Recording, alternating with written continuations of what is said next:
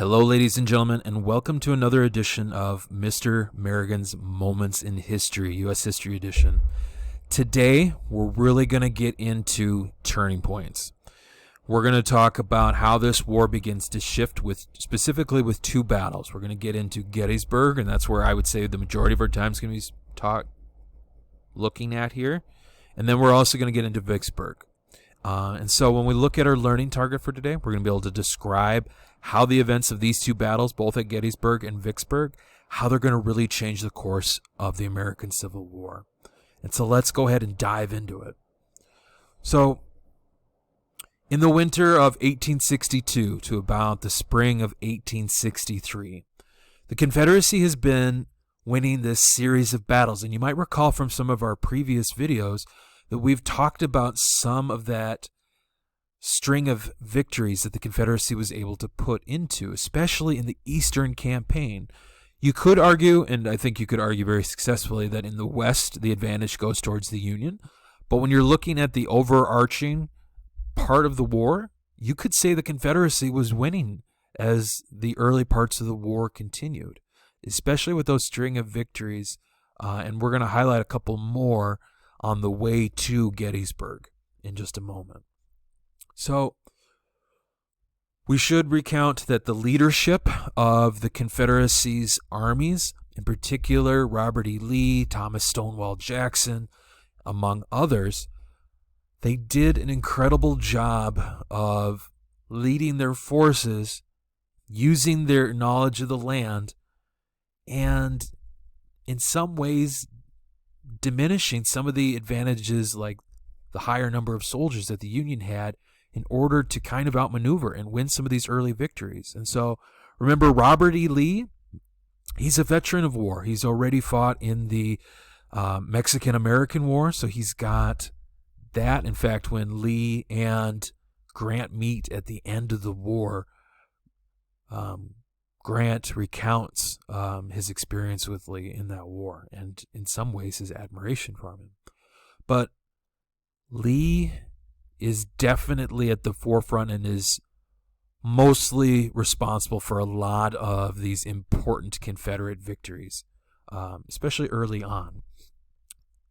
Example of that is at the Battle of Fredericksburg. Lee is very much entrenched, and again, that's a vocab word for us. It means occupying a strong defensive position.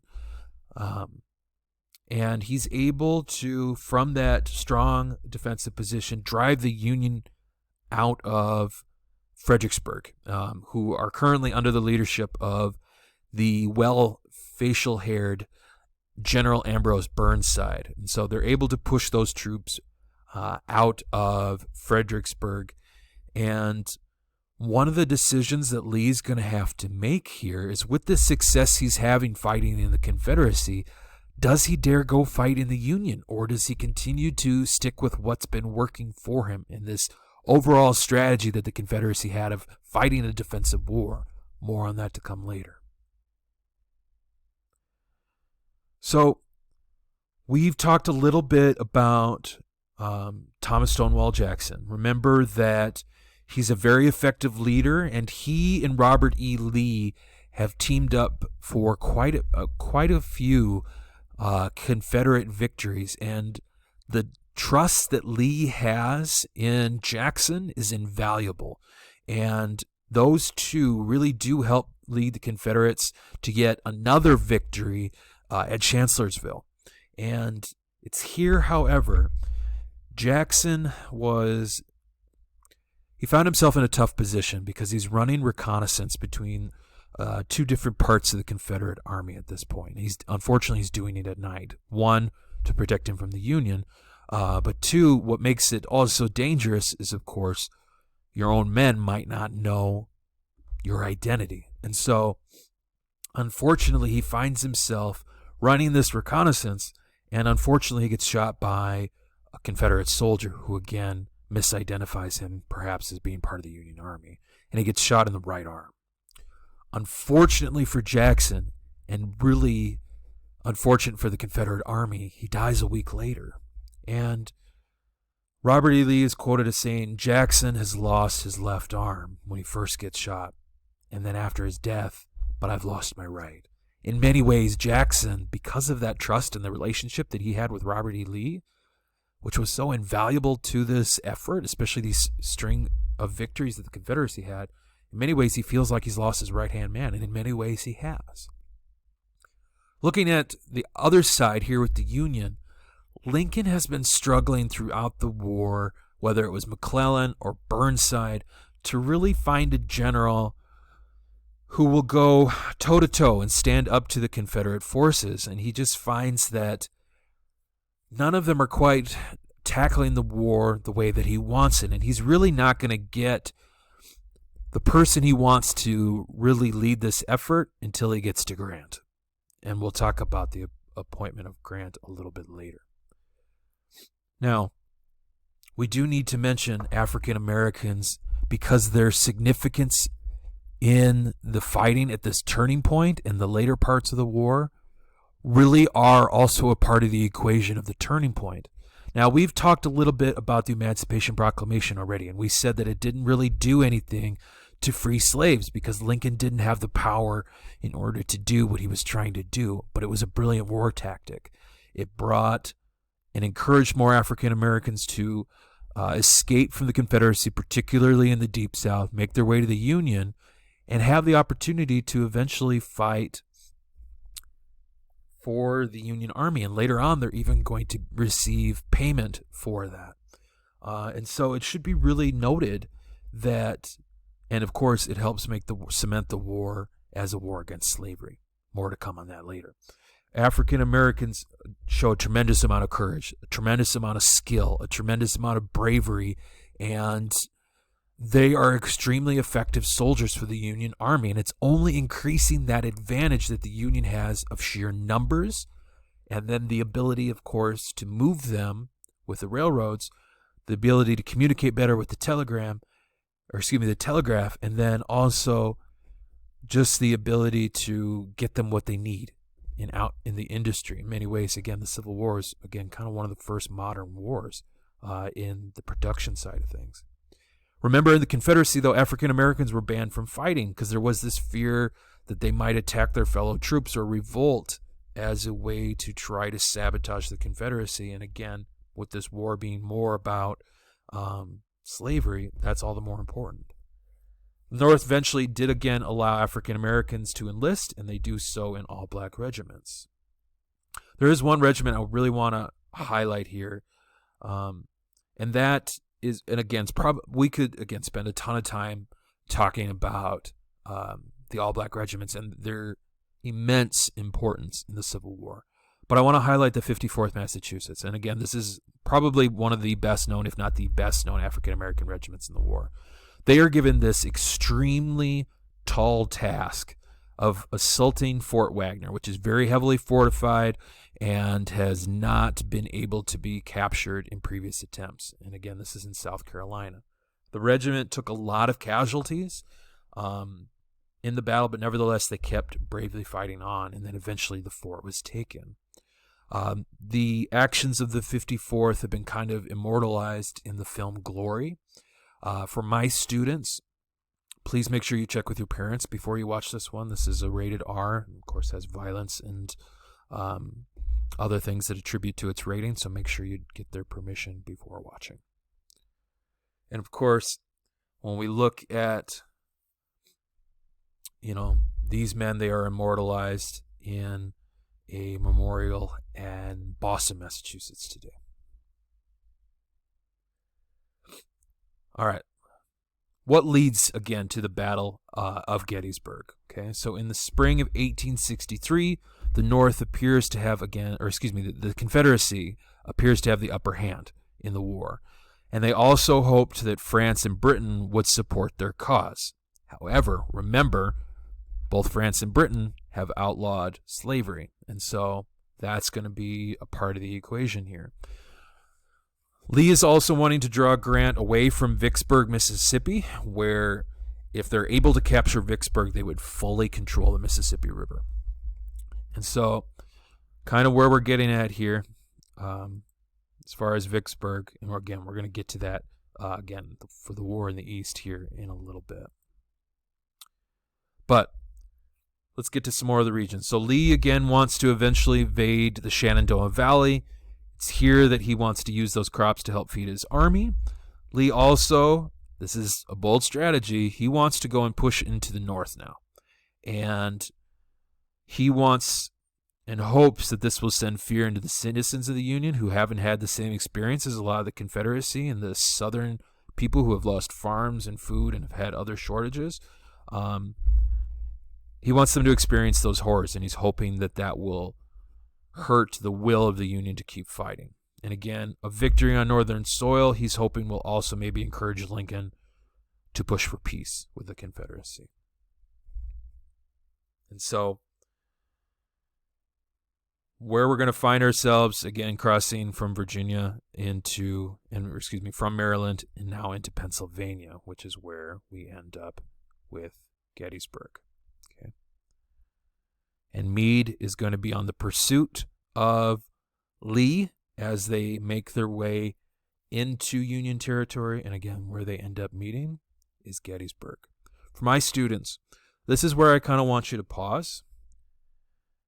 And this, of course, is the town of Gettysburg. This is where I would want you guys to pause.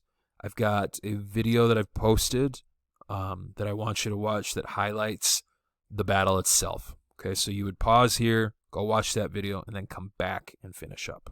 Okay. So as you've finished watching, you know that this 3-day battle was going to be a fourth, but again, the Union didn't take the bait. Has highlighted and is a major defeat, and it's kind of one of the first major defeats for Lee, and it's kind of going to be a big turning point in the war. We do want to make sure that we highlight the 1st Minnesota, and again, this is us talking a little bit here about our state, but we are all, of course,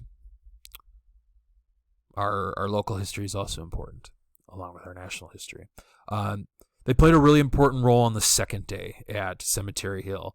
They were outnumbered somewhere between 3 to 1. They were able to hold off a lot of those Confederate forces moving up, and they played a really important role on holding back Confederate attacks on that 2nd day. And so certainly their contributions need to be remembered as well. So you might recall from the end of the video, Lee escapes down to the Potomac and eventually makes his way back to Virginia. And so Robert E. Lee, again, does suffer a really important defeat here, and one that, again, which will prove to be very consequential in this war. Of course, we have to talk about Vicksburg, too. July 4th, maybe not a coincidence, 1863, Ulysses S. Grant eventually conquers the river city of Vicksburg. Now, this has been a holdout for the Confederacy along the Mississippi River. And so, essentially using his military blockade, he's able to essentially, after a 47-day siege, which again is that military blockade, he's able to finally capture Vicksburg. And again, we're looking at here in Mississippi. So now, the North controls the entire Mississippi River. It splits the Confederacy into two, and it really begins to cut down on those supply lines. They had already been largely cut, but this one deals a major blow to it. So why are these battles so important? Well, we consider them to be the turning points of the American Civil War. And here's why. The Confederates never again are able to have the manpower or the strength to attack in Union territory again. The rest of this fighting is going to be in the Confederacy. And as food shortages, supply shortages, military supplies become harder, inflation and the destruction of the war begins to further and further affect the Confederacy, they're just not going to be able to overcome those things through victory. And so when we look at kind of this total war tactic, and we're going to get more into this in the next video with Sherman, but you're starting to see the Southern blockade. Check, that's been done. Capturing controlling the Mississippi River after the Battle of Vicksburg. Check. What's left? Capture Richmond. And again, the surrender of the army. Okay. Lincoln also gives a very important speech called the Gettysburg Address on November 19th in 1863 at the dedication of what eventually becomes known as Soldiers National Cemetery in Gettysburg. It's a very short speech. It's less than 300 words. And it took about around 2 minutes to give the speech. And it's a speech that is still often considered one of the greatest overall speeches in American history. It helps to set the tone and for the rest of the war, and probably more importantly, it engages people in understanding why all the horrors, all the human cost, all the monetary cost of this war will be worth it. And so I highly encourage you, for my students and listeners, go listen to that speech and check out videos that talk about its importance. I know like the American Battlefield Trust has a really great video that we'll watch in class that highlights its importance. So again, this National Cemetery at Gettysburg, you can certainly go here today, gets dedicated. People come upon the dedication in large numbers, and here's Lincoln featured giving the Gettysburg Address in a really important speech again, which in many ways will be important as we get closer towards the end of the American Civil War.